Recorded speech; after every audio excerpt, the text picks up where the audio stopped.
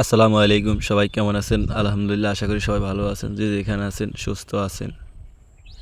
আজকের ভিডিও হলো সকালবেলা যে খামারে যে কাজ বা একজন সকালবেলা খামারে কি কি কাজ করা হয় বা এটা দেখেন যে গরুর খামার করবেন না ভবিষ্যৎ পরিকল্পনা কি করবেন। যদি সকাল সকাল আপনার এই কাজগুলো আপনার সহ্য হয় তাহলে কিন্তু ভাই আপনি সঠিকভাবে পারবেন।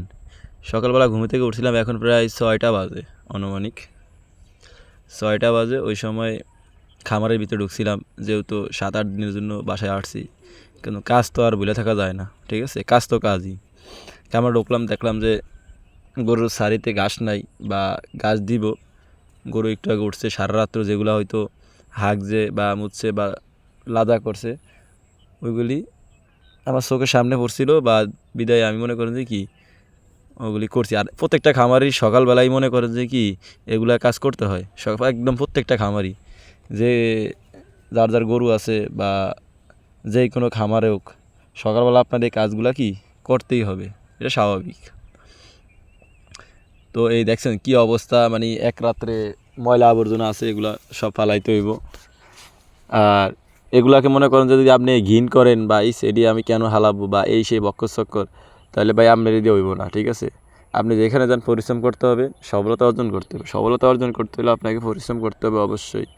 আপনি যেই পৃথিবীর যেই প্রান্তে থাকেন না কেন, আপনাকে পরিশ্রম করতে হলে সফলতা অর্জন করতেই হবে। যদি সফলতা অর্জন করেন তাহলে পরিশ্রম করতে হবে। যাই হোক, এখন মনে করুন যে আমার যে 2টা শেড বা এগুলো তো আগে ওরা, আমি যখন ছোটো ছিলাম আব্বু করছিল, বা আব্বুর ওরকম পরিকল্পনা ছিল না।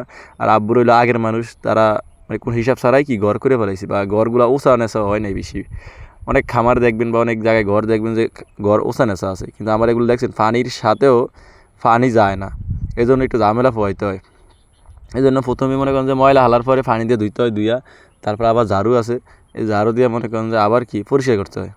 কারণ পরিষ্কার পরিচ্ছন্নতা রাখলে মনে করেন যে আপনার গরু বা আপনার খামারে কোনো অসুখ আসবে না, এটা তো সবাই জানেন। আর পরিষ্কার পরিচ্ছন্ন না রাখলে এটা নোংরা, মনে করেন যে ওখান থেকে দুর্গন্ধ, ওখান থেকে পচা পানি থেকে মনে করেন যে বায়ু দূষণ বা বিভিন্ন ধরনের সমস্যার সৃষ্টি হইতে পারে।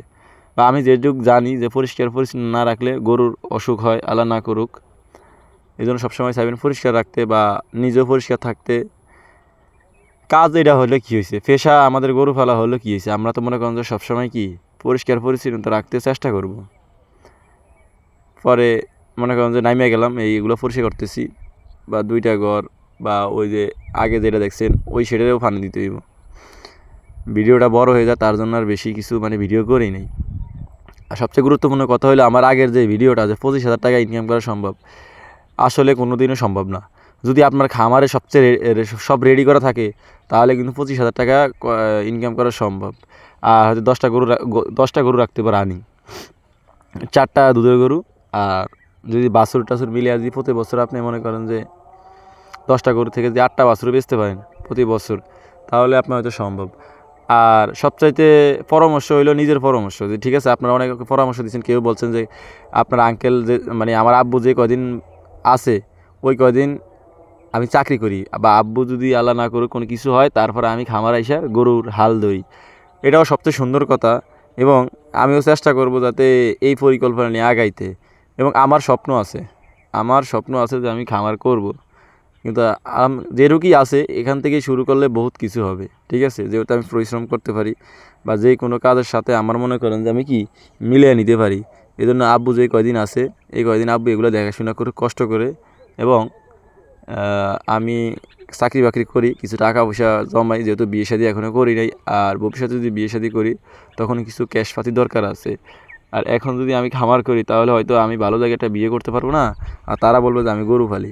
তাও আমার কোনো সমস্যা নেই, মানুষের কথা আমি শুনতে রাজি আছি, কিন্তু মানুষে কী বললো এটা দেখে লাভ নাই, ঠিক আছে? খামারের কাজগুলো অনেক সুন্দর। সবাই দোয়া করুন। আসসালামু আলাইকুম।